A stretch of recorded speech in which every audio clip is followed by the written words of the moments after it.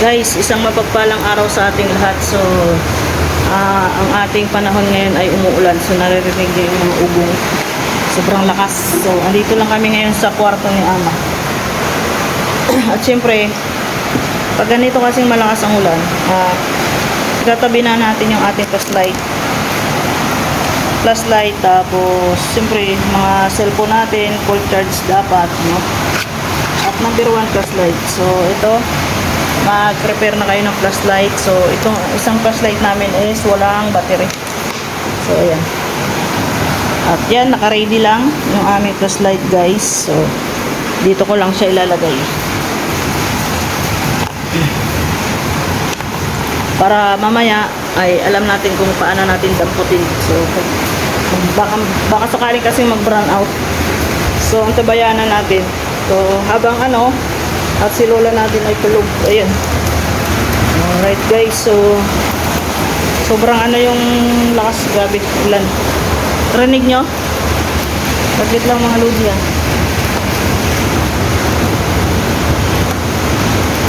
Ayan. Titingnan natin dito yung likod. At sobrang lakas. Umaambi na. Ayan. So, ibababa natin yung kortina. Saglit, ibaba ko muna yung kortina doon. Wait lang guys wait lang. Yun na guys, at sara na natin. Yan yung trapal. So, naisara na natin. Tapos punta tayo sa may kwarto natin. At meron pang doon trapal. Ibababa ko lang. Oh, grabe. Puti guys, puti. So, habang si Lola natin ay tulog. So, sobrang dilim mga lubi. Sobrang dilim. Ayan, sa aming kwarto, sobrang dilim. So, buksan natin. Ayan guys, dito naman. Ayan. Ibababa rin natin tong ating trapal. Wait lang guys ibaba ko lang muna. Ayun na guys, sobrang lakas ng ulan. Naibaba na natin yung trapal natin dito. Sara na natin yung So, mga lodi, kapag ganito na malakas ang ulan, so, dito sa kwarto namin, may mga flashlight kami ni Lola na naka-ready na. So, ito, may dalawa kaming flashlight dito. Ayan. Ayan. So, lagi tayong maghanda, no, ng mga ganito, flashlight. Yan. Kasi, yan. Kahit paano ay matulong dito ka na brad. Isang mapagpalang araw sa ating lahat. So, papakita ko lang sa inyo. Yan guys, yung ating flashlight, no? Yan. At kahit pa paano makatulong na to. Dalawa naman to. Tapos meron pa tayo isa pa doon na naka-ready. So ito mamaya i-ready lang natin.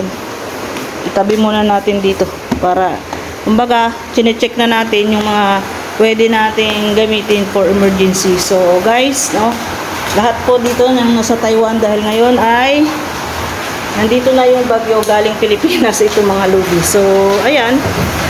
At lahat po tayo dito ay mag-iingat. Mga kababayan ko, saan man kayo naroroon, lagi tayo mag-ingat.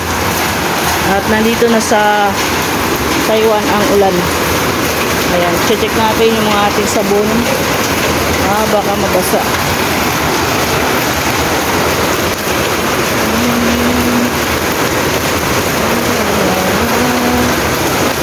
Okay. Okay na. So, yun.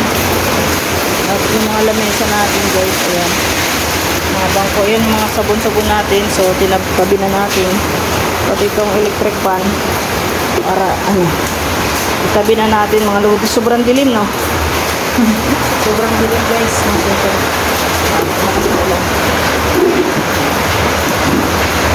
Grabe. Alright. Ayun guys, naipakita ko na sa inyo ang aming kalagayan dito ni Lola at okay naman. At si Lola natin ay natutulog. Time tick is mag-11 na, so hindi pa pala ako nakapagluto mga lodi. Hindi pa nga ako nakasaing. So magsaing muna tayo ng pananghalian, mag-prepare na tayo at ipakainin na natin ang ating alagang lola. So yun guys, at hanggang dito na lang. Thank you so much sa inyong panonood at pagsuporta sa aking YouTube channel at aking Facebook page. So once again, my name is Nel Agmangs TV at nagsasabing mag-ingat po ang lahat, lalo na sa panahon ngayon na mayroon tayong kalamidad. Shout out dito sa lahat ng mga nasa Taiwan. Ingat-ingat po tayong lahat. Goodbye. God bless and pray lang po tayo.